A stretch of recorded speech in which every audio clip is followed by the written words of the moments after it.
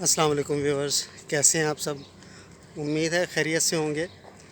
آج میں اپنے دیکھنے والوں اور سننے والوں کے لیے دو بڑے ہی عام استعمال ہونے والے الفاظ، جن کو ہم بڑے غلط انداز کے ساتھ پیش کر رہے ہوتے ہیں، ان کی درستی کے لیے میں حاضر ہوا ہوں۔ یہ الفاظ لکھنے میں ایک جیسے ہیں، اور بولنے میں اور تلفظ کے اعتبار سے ان کا میننگز جو ہے نا وہ بدل جاتا ہے۔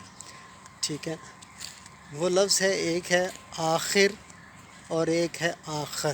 ٹھیک ہے، ان دونوں کے الفاظ کے معانی میں فرق ہے۔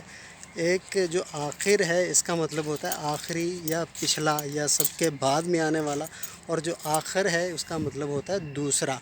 دیکھیں کتنا زیادہ فرق ہے۔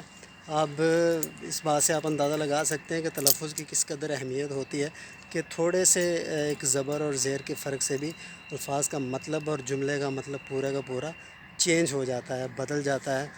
اسی طرح اور بہت سارے الفاظ ہیں، جس طرح سے مثال کے طور پہ ایک لفظ ہوتا ہے سر۔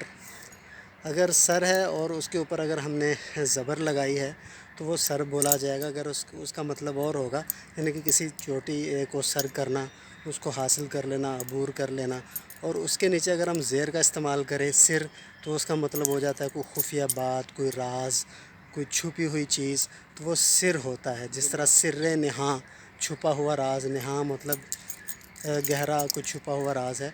تو امید ہے آپ کو اس بات کی بھی سمجھ آ گئی ہوگی۔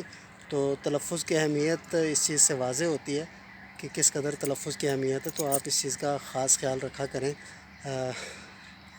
حسب توقع، حسب معمول شیئر کریں، لائک کریں، کمنٹ کریں، اور اگر آپ کا کوئی سوال ہے اردو کے حوالے سے تو آپ ضرور پوچھیے، انشاءاللہ آپ کے ہر سوال کا جواب دیا جائے گا۔